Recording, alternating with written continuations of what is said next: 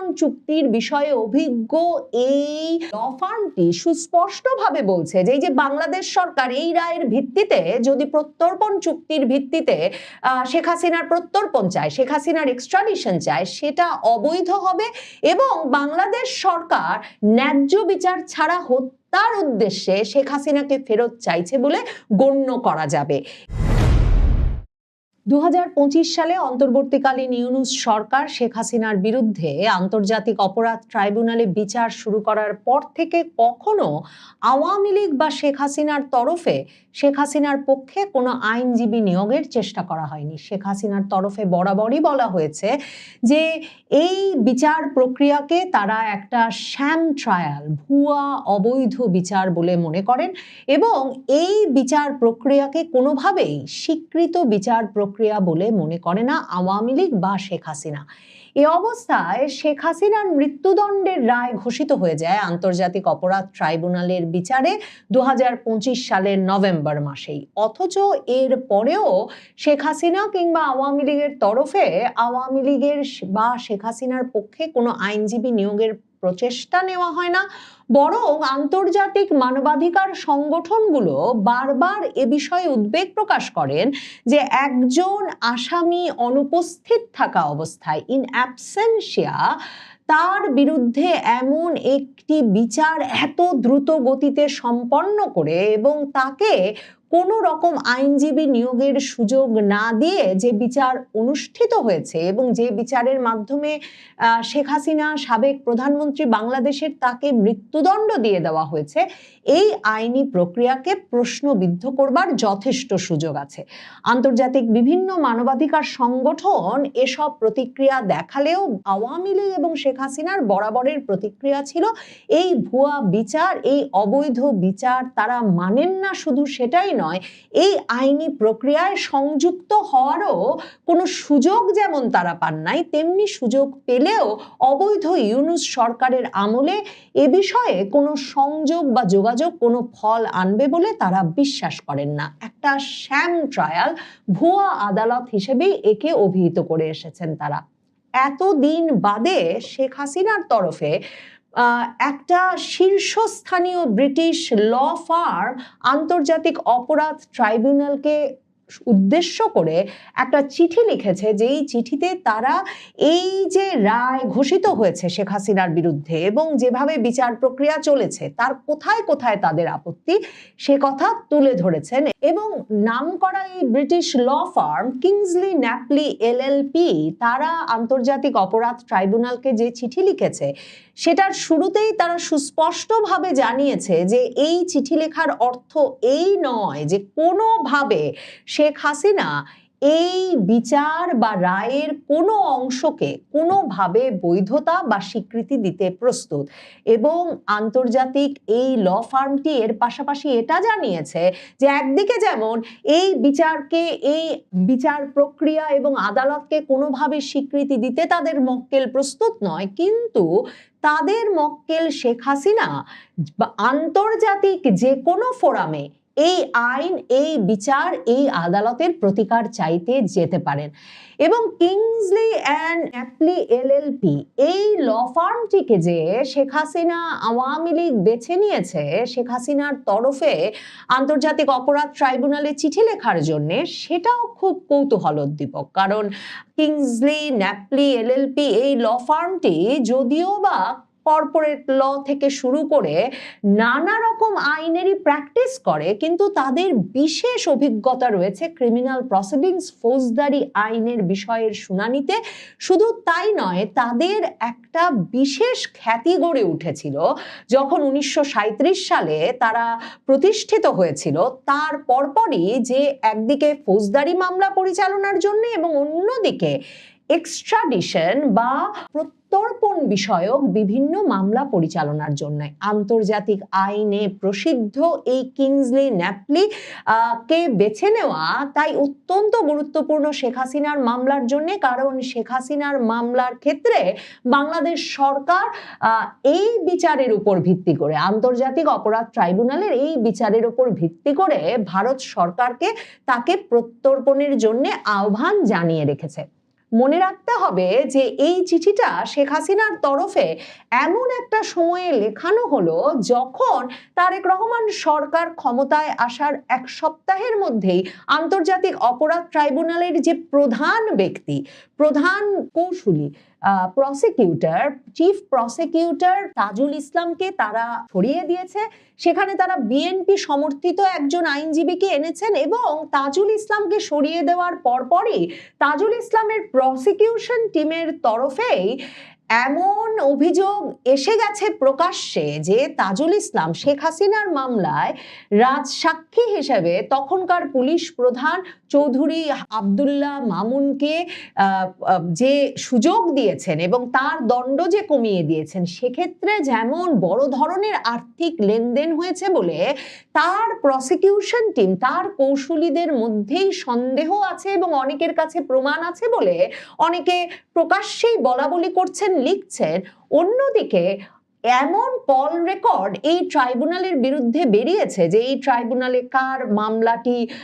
রাখা হবে, কাকে জামিন দিয়ে দেওয়া হবে, এসব বিষয়ে এক রকমের আর্থিক লেনদেনের জন্য পর্যন্ত কৌশলীরা বিভিন্ন অভিযুক্ত ব্যক্তির পরিবারের সঙ্গে যোগাযোগ করছিলেন। এই অবস্থায় বিএনপি নিযুক্ত চিফ প্রসিকিউটর এরই মধ্যে ঘোষণা দিয়েছেন যে আন্তর্জাতিক অপরাধ ট্রাইব্যুনালের আগের প্রসিকিউশন টিম কোনো অপরাধ, আর্থিক অপরাধ, অনৈতিক কার্যকলাপ কিংবা ইন্টিগ্রিটির সমস্যায় ভুগছিলেন কিনা সে বিষয়ে তারা তদন্ত শুরু করেছেন। এই যে চিঠিটি শেখ হাসিনার তরফে লেখানো হয়েছে সেখানে বিশেষভাবে বলা হয়েছে যে প্রসিকিউশন টিম তো অত্যন্ত গুরুত্বপূর্ণ ভূমিকা রাখে ক্রিমিনাল জাস্টিস সিস্টেমে, ফৌজদারি বিচার ব্যবস্থায় একটা ভালো রায় নিয়ে আসতে। আর সেখানে কিনা এই আন্তর্জাতিক অপরাধ ট্রাইব্যুনালে এমন একজনকে চিফ প্রসিকিউটর, প্রধান কৌশলী নিযুক্ত করা হয়েছিল যিনি কিনা যে শেখ হাসিনা বিরোধী, আওয়ামী লীগ বিরোধী রাজনীতির সঙ্গে দীর্ঘ সময় ধরে যুক্ত ছিলেন। তিনি আমার বাংলাদেশ পার্টি করতেন, মানে আমার বাংলাদেশ পার্টিটা জামায়াতে ইসলামীর আইনজীবী ব্যারিস্টার আব্দুর রাজ্জাকের নেতৃত্বে গঠিত হয়েছিল কবছর আগে জামায়াতে ইসলামী থেকে বেরিয়ে গিয়ে। আর এই তাজুল ইসলাম, ব্যারিস্টার রাজ্জাক, মানে আমার বাংলাদেশ পার্টি, এবি পার্টির যে নেতৃবৃন্দ, তারা সকলেই জামায়াতে ইসলামীর নেতাদের যখন যুদ্ধাপরাধের দায়ে বিচার চলছিল আওয়ামী লীগের আমলে এই আন্তর্জাতিক অপরাধ ট্রাইব্যুনালে, তখন তারা তাদের পক্ষের কৌশলী হয়ে কাজ করছিলেন। এখন British law firm Kingsley Napley LLP বলছে যে এটা কি করে সম্ভব যে এমন একজন ব্যক্তিকে কেন্দ্র করে প্রসিকিউশন টিম গড়ে তোলা হলো শেখ হাসিনার বিচার করবার জন্য। এবং তারা বলছেন যে ওই তাজুল ইসলাম এতটাই রাজনৈতিকভাবে পক্ষপাত দুষ্ট যে এমনকি 2025-এর মার্চেও তিনি এবি পার্টির মঞ্চে উঠে আওয়ামী লীগের রাজনৈতিক কর্মকাণ্ডে নিষেধাজ্ঞার দাবিতে সোচ্চার হয়ে উঠেছিলেন, বক্তব্য দিয়েছিলেন এবং তখন সেটা নিয়ে দেশে বিদেশে সমালোচনা হয়েছিল। এছাড়াও এই চিঠিতে প্রায় 10 পাতার যে চিঠি লিখেছে শেখ হাসিনার পক্ষে এই ব্রিটিশ ল ফার্ম, সেখানে তারা যেসব অভিযোগ এনেছে তার মধ্যে একটি হচ্ছে যে এই যে শেখ হাসিনার অনুপস্থিতিতে যে মৃত্যুদণ্ড দেওয়া হয়েছে তাকে, ইন অ্যাবসেন্সিয়া, সেটি এই মামলার প্রক্রিয়াকে আন্তর্জাতিক ন্যায় বিচারের মৌলিক নীতির সঙ্গে সরাসরি সাংঘর্ষিক করে তুলেছে। এবং তারা মনে করিয়েছে যে ট্রাইব্যুনালের বিচারক, প্রসিকিউটর এবং পুরো প্রক্রিয়া নানাভাবে পক্ষপাত, দক্ষতার সমস্যা এবং আইনি অঙ্গীকারের লঙ্ঘনের ভেতরে অভিযুক্ত হয়েছে। যে প্রধান অভিযোগগুলো এনেছে এই চিঠিতে, শেখ হাসিনার পক্ষে লেখা এই চিঠিতে যে অভিযোগগুলো আনা হয়েছে তার মধ্যে একটা আছে যে আইসিটিতে যে নতুন বিচারকদের নিয়োগ দেওয়া হয়েছে তারা সকলেই রাজনৈতিকভাবে আওয়ামী লীগ বিরোধী রাজনৈতিক দলের সঙ্গে সক্রিয়ভাবে যুক্ত ছিলেন। অনেক বিচারকেরই পূর্ব কোনো অভিজ্ঞতা ছিল না, আন্তর্জাতিক অপরাধ কিংবা জটিল মামলার বিচার করার কোনো যোগ্যতা তাদের ছিল না, কিংবা অত্যন্ত স্বল্প যোগ্যতা নিয়ে এমন একটা হাই প্রোফাইল আদালতে বিচার করতে এসেছিলেন তারা। এছাড়াও মামলা শুরুর আগে চলাকালীন সময়ে একাধিক বিচারকের বিভিন্ন পক্ষপাত দুষ্ট মন্তব্য যেগুলো তাদের ভেতরকার এক ধরনের পূর্ব ধারণা এবং পক্ষপাতিত্বের ইঙ্গিত দেয় বলে এই চিঠিতে লেখা হয়েছে। বলা হয়েছে যে এই পরিস্থিতি তো সরাসরি শেখ হাসিনার স্বাধীন ও ন্যায়সঙ্গত বিচার পাওয়ার অধিকার হরণই করে ফেলেছে। এর বাইরে তাজুল ইসলামের বিষয়ে বিস্তারিত লেখা হয়েছে তার পক্ষপাতিত্বের বিষয়ে। এছাড়া এই চিঠিতে বলা হয়েছে যে শেখ হাসিনাকে মামলার অভিযোগ বা প্রমাণের তথ্য যথাযথভাবে জানানো হয়নি। এখন এই ট্রাইব্যুনাল গঠনের প্রায় 18 মাস পেরিয়ে যাওয়ার পর কিন্তু ব্যাপকভাবে এই অভিযোগ বিস্তারিতভাবে বিভিন্ন সূত্রে বেরিয়ে আসছে, বিভিন্ন আইনজীবীদের সূত্রে, পর্যবেক্ষকদের সূত্রে বেরিয়ে আসছে যে শুধু শেখ হাসিনা নয়, এই ট্রাইব্যুনালে অভিযুক্ত এবং এই ট্রাইব্যুনালের মামলায় কারাদণ্ডপ্রাপ্ত বেশিরভাগ ব্যক্তিদেরই এখন পর্যন্ত বিস্তারিতভাবে কোনো অভিযোগ জানানো হয়নি, তাদের বিরুদ্ধে তদন্তে কোনো সুনির্দিষ্ট অভিযোগও পাওয়া যায়নি। এখন এই চিঠিতে তাই বলা হচ্ছে যে শেখ হাসিনার ক্ষেত্রেও মামলার অভিযোগ বা প্রমাণের তথ্য কোনোভাবেই তাকে জানানো হয়নি এবং নিজের পছন্দের আইনজীবীদের নিয়োগ দেওয়ার সুযোগ দেওয়া হয়নি, অনুপস্থিতিতে বিচার হয়। মৃত্যুদণ্ডের মামলায় প্রয়োজনীয় আন্তর্জাতিক নিরাপত্তা ও যে সুরক্ষার ব্যবস্থাগুলো তার পাওয়ার কথা, ডিফেন্সের যে রাইট তার আছে, সেগুলো অবহেলা করা হয়েছে। এছাড়াও ওই প্রক্রিয়াগত যে সমস্যা, মানে একেবারে আইসিটি এই মামলার বিচার করতে পারে কিনা, মানে আন্তর্জাতিক অপরাধ ট্রাইব্যুনাল যেটির বিচার করার কথা 1971 সালের যুদ্ধাপরাধের, সেই আদালতে আসলে 2024 সালের জুলাই আগস্টের সরকার বিরোধী আন্দোলনে সরকারের যে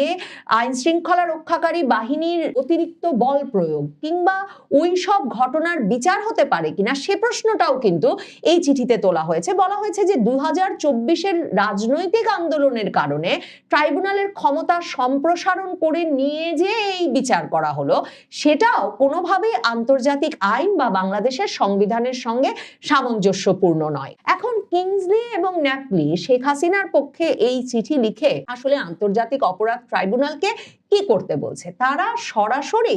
আন্তর্জাতিক অপরাধ ট্রাইব্যুনালকে বলেছে যে এই যে অবৈধ এবং পক্ষপাত দুষ্ট রায় দেওয়া হয়েছে সেটা এখনই ভয়েড ঘোষণা করা হোক, সেটা বাতিল করা হোক, এবং তারা বলেছে যে কোনো পদক্ষেপ যাতে নেওয়া না হয় শেখ হাসিনার মৃত্যুদণ্ডের রায় বাস্তবায়ন করার জন্য, কারণ সেই পদক্ষেপ নিতে গেলেই এটাকে সামারি এক্সিকিউশন বা ন্যায্য বিচার ছাড়া হত্যা হিসেবে বিবেচিত হবে। তার মানে এক্সট্রাডিশন মামলা করতে অভিজ্ঞ, প্রত্যর্পণ চুক্তির বিষয়ে অভিজ্ঞ এই ল ফার্মটি সুস্পষ্টভাবে বলছে যে এই যে বাংলাদেশ সরকার এই রায়ের ভিত্তিতে যদি প্রত্যর্পণ চুক্তির ভিত্তিতে শেখ হাসিনার প্রত্যর্পণ চায়, শেখ হাসিনার এক্সট্রাডিশন চায়, সেটা অবৈধ হবে এবং বাংলাদেশ সরকার ন্যায্য বিচার ছাড়া তার উদ্দেশ্যে শেখ হাসিনাকে ফেরত চাইছে বলে গণ্য করা যাবে। এর পাশাপাশি বলা হয়েছে যে ভবিষ্যতে কোনো আইনি প্রক্রিয়া শেখ হাসিনার বিরুদ্ধে প্রয়োগ করার আগে যেন তাকে সঠিক নোটিশ ও সুযোগ দিয়ে তার আত্মপক্ষ সমর্থন করার সুযোগ দেওয়া হয় এবং স্বাধীন নিরপেক্ষ ট্রাইব্যুনাল দিয়ে শেখ হাসিনার বিরুদ্ধে যে কোনো অভিযোগের পুনঃবিচার করা হয়। এই পদক্ষেপগুলো তারা আন্তর্জাতিক অপরাধ ট্রাইব্যুনালের কাছে আশা করেন, কারণ আইসিটির আদালত পুনর্গঠিত হয়েছিল রাজনৈতিক যুক্তি দ্বারা, প্রসিকিউটর পক্ষপাত দুষ্ট ছিলেন এবং আইনগত অধিকার, ন্যায্য বিচার ও অংশগ্রহণের সুযোগ নিয়ে সংবিধান ও আন্তর্জাতিক আইনের লঙ্ঘন ঘটেছিল ওই আইসিটির বিচার প্রক্রিয়ার মাধ্যমে। এখন আন্তর্জাতিক অপরাধ ট্রাইব্যুনাল এর প্রতিক্রিয়ায় কি জবাব দেয়? কিংসলি ন্যাপলি শেখ হাসিনার পক্ষে সুস্পষ্টভাবে বলেছে তারা প্রত্যাশা করে 14 দিনের মধ্যে আন্তর্জাতিক অপরাধ ট্রাইব্যুনাল এই অভিযোগগুলোর সুস্পষ্ট জবাব দেবে। এখন আদালত জবাব না দিলে কি হবে বলা মুশকিল।